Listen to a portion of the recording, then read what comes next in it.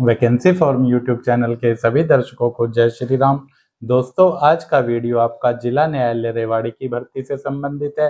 दोस्तों, जैसा कि आप देख रहे हैं, जिला न्यायालय रेवाड़ी द्वारा चपरासी व प्रोसेस सर्वर के पदों पर भर्ती के लिए विज्ञापन जारी किया गया है, जिसके लिए अंतिम तिथि की बात करें तो 4 नवंबर 2024 यहाँ पर रखी गई है। यदि आप इस भर्ती से संबंधित सभी शर्तें जानना चाहते हैं, साथ ही आपको फार्म को किस प्रकार से भरना है यह भी जानना है, तो आप इस वीडियो को पूरा अंत तक जरूर देखें, ताकि आपको फार्म भरने में किसी भी प्रकार की कोई दिक्कत न आए और आपका फार्म सही प्रकार से भरा जा सके। तो दोस्तों, यदि आप हमारे चैनल पर नए हैं या आपने अभी तक इस चैनल को सब्सक्राइब नहीं किया है, तो चैनल को सब्सक्राइब कर लें और बेल आइकन को ऑल पर सेट कर दें, ताकि जब भी इस चैनल पर भर्ती से संबंधित कोई भी नई वीडियो आए तो उसका नोटिफिकेशन आप तक पहुंच जाए। आइए शुरू करते हैं आज का वीडियो। देखिए, सभी जातियों के लिए यह भर्ती है, जिसके लिए पूरे भारत से कोई भी किसी भी राज्य का आवेदक, चाहे वह पुरुष है चाहे वह महिला है, अपना ऑफलाइन आवेदन भेज सकता है। आवेदन करने की अंतिम तिथि है वह आपकी 4 नवंबर 2024 है, यानी कि 4 नवंबर तक आपका फार्म जिला न्यायालय रेवाड़ी के पते पर डाक के माध्यम से या फिर व्यक्तिगत रूप से पहुंच जाना चाहिए। चपरासी के पदों की बात करें तो चपरासी के कुल 13 पदों पर यह भर्ती की जा रही है। 8वीं पास आवेदक कम से कम इन पदों पर भर्ती के लिए आवेदन कर सकते हैं। अधिक योग्यता वाले भी आवेदन कर सकते हैं। पुरुष और महिला ऑफलाइन आवेदन करेंगे तथा भर्ती सभी के लिए यह निःशुल्क रहने वाली है, यानी कि किसी भी प्रकार का कोई आवेदन शुल्क फार्म भरने के लिए आपको नहीं देना है। कुल 13 पदों में चपरासी की बात करें तो 7 पद सामान्य वर्ग के लिए हैं, यानी कि पूरे भारत से किसी भी वर्ग का आवेदक इन 7 पदों पर भर्ती के लिए आवेदन कर सकता है। हरियाणा के निवासी हैं तो सिर्फ आप बीसी वर्ग ए में भी आवेदन कर सकते हैं, एक पद है। बीसी बी वर्ग के लिए भी एक पद है। एससी वर्ग के लिए 2 पद हैं। भूतपूर्व सैनिक बीसी ए वर्ग के लिए एक पद है।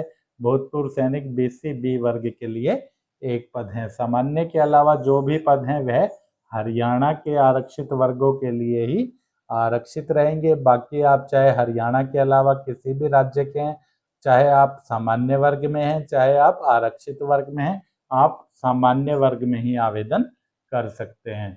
आपकी आयु की गणना है वह 1 अक्टूबर 2024 के अनुसार की जाएगी। जो कम से कम आयु है वह आपकी 18 वर्ष होनी चाहिए और अधिकतम आयु आपकी 42 वर्ष हो सकती है।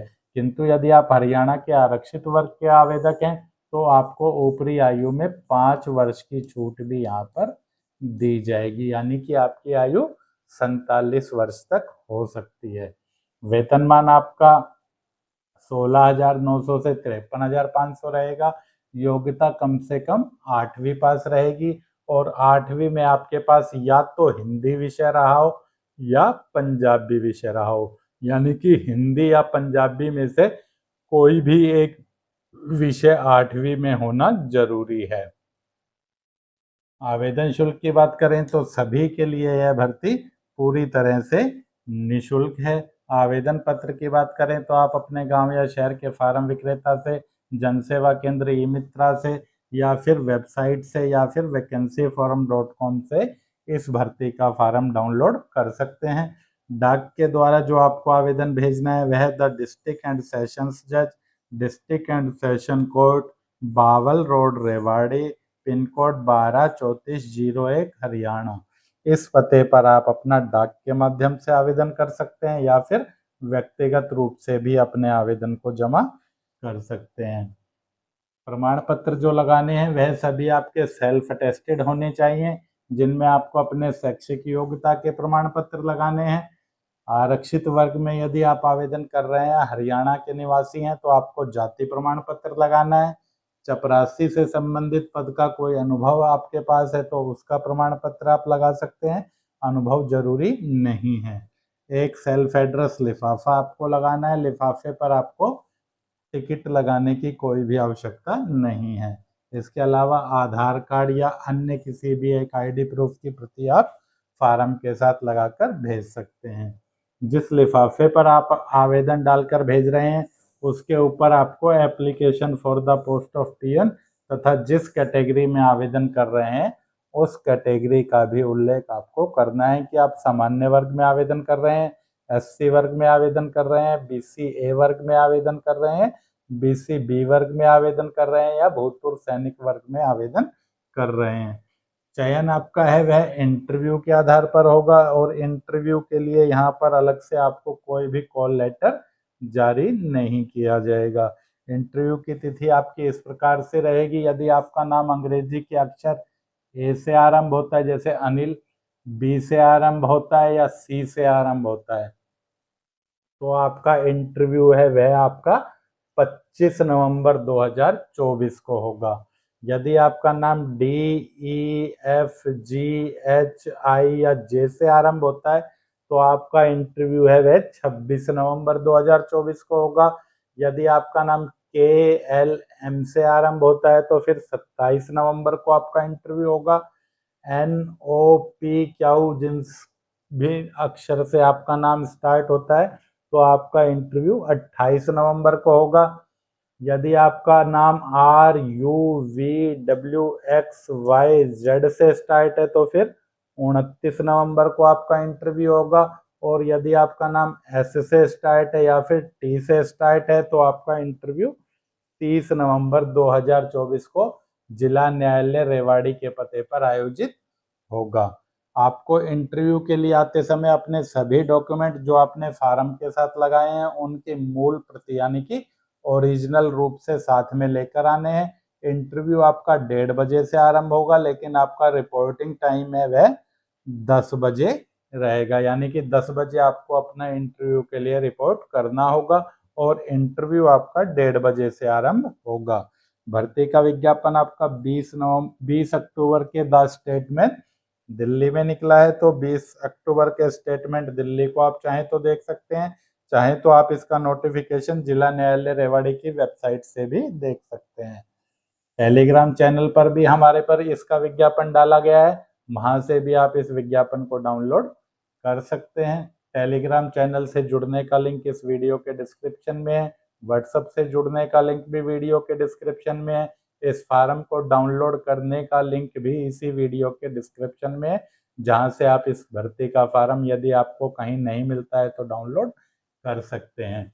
किसी भी ऑफलाइन भर्ती का आवेदन आप हमारी वेबसाइट vacancyforum.com से भी डाउनलोड कर सकते हैं। अगले पद की बात करें प्रोसेस सर्वर की तो उसकी भी प्रक्रिया यही सब रहने वाली है, लेकिन उसके पद आपके 3 रहेंगे, जिसमें एक पद सामान्य वर्ग का रहेगा, एक पद बीसी ए वर्ग का रहेगा और एक पद एससी वर्ग का रहेगा। आयु 18 से 42 ही रहेगी। वेतनमान आपका 16,900 से 53,500 रहेगा।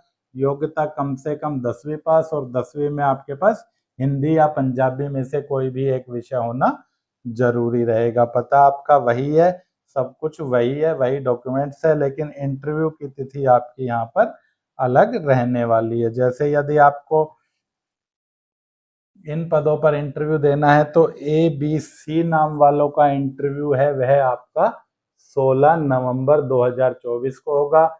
डी, ई, एफ, जी, एच, आई और जे वालों का 18 नवंबर को होगा। के, एल, एम नाम वालों का 19 नवंबर को होगा। एन, ओ, पी, क्यू वालों का 20 नवंबर को। R, U, V, W, X, Y, Z का 21 नवंबर को और एस और टी नाम वालों का 22 नवंबर को यहाँ पर इंटरव्यू होगा। इंटरव्यू के लिए वही आपको अपने ओरिजिनल डॉक्यूमेंट के साथ जिला न्यायालय रेवाड़ी के परिसर में पहुंचना होगा। सुबह 10 बजे आपका रिपोर्टिंग टाइम रहेगा। फार्म आपको किस प्रकार भरना है देखिए, सबसे पहले फार्म पर आपको अपना एक फोटो चिपकाना है और फोटो आपको गजटेड ऑफिसर से अटैच कराना है। आप किसी भी स्कूल के प्रिंसिपल से या हेडमास्टर से या फिर गांव में ब्लॉक डेवलपमेंट ऑफिसर है या और कोई भी गजटेड ऑफिसर है उससे इसको अटेस्ट करा लें। नेम ऑफ कैंडिडेट में आपको अपना नाम लिखना है, जो भी आपका नाम प्रमाण पत्र में लिखा गया है। फादर नेम में अपने पिता का नाम लिखना है। डेट ऑफ बर्थ में आपको अंकों में अपनी जन्म तिथि लिख देनी है। 1 अक्टूबर 2024 को आपकी आयु कितने साल, कितने महीने, कितने दिन होगी, वह गणना करके आपको यहाँ पर लिखनी है।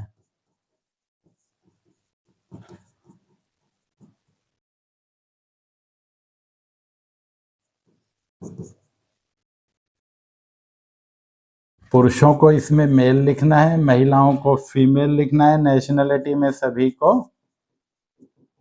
इंडियन लिखना है। परमानेंट एड्रेस में आपको अपने स्थायी निवास का पता जहाँ पर आप रहते हैं वह डाल देना है। कॉरेस्पॉन्डेंस एड्रेस में आपका पत्राचार का पता आ जाएगा। यदि आपके दोनों पते एक जैसे ही हैं तो दोनों में आप सेम पता ही लिखें। कैटेगरी में आप जिस भी वर्ग में आवेदन कर रहे हैं, जर्नल में आवेदन कर रहे हैं तो जर्नल लिखें, जो एससी वर्ग में आवेदन कर रहे हैं एससी लिखें, जो बीसीए वर्ग में आवेदन कर रहे हैं बीसीए लिखें। यानी कि जिस भी कैटेगरी में आपको आवेदन करना है वह आपको लिख देनी है। एकेडमिक क्वालिफिकेशन की बात करें तो सबसे पहले इसमें बोर्ड का नाम लिखना है। आपने मैट्रिक किस बोर्ड से की है,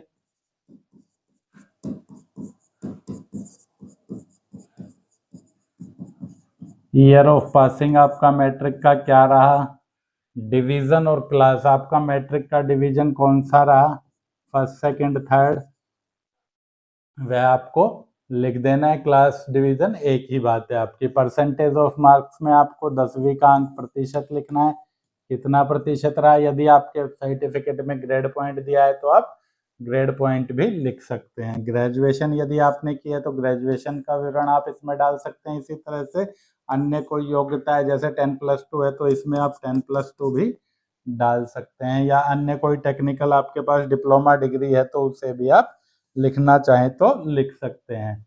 एक्सपीरियंस में यदि पद से संबंधित कोई अनुभव है तो वह अनुभव आपको लिखना है, नहीं है तो फिर आपको इसमें नॉट एप्लीकेबल लिख देना है। इसमें आपको अपना मोबाइल नंबर लिखना है, यहाँ पर आपको अपना ईमेल आईडी लिखना है। ध्यान रहे फार्म के सभी कॉलम आपको अंग्रेजी के कैपिटल लेटर में ही भरने हैं। ईमेल आईडी चाहें तो आप स्मॉल लेटर में भी भर सकते हैं। उसके बाद नीचे डिक्लेरेशन में आपको आई के बाद अपना नाम लिखना है, जो भी आपका नाम है, साथ ही आपको अपने पिता का नाम भी इसमें डालना है। उसके बाद नीचे आपको डेट और प्लेस और साथ में सिग्नेचर ऑफ कैंडिडेट। डेट में जिस भी तिथि को आप यह फॉर्म भर रहे हैं वह डेट आपको डाल देनी है। प्लेस में जिस भी स्थान पर आप रहते हैं उस स्थान का नाम आपको लिख देना है।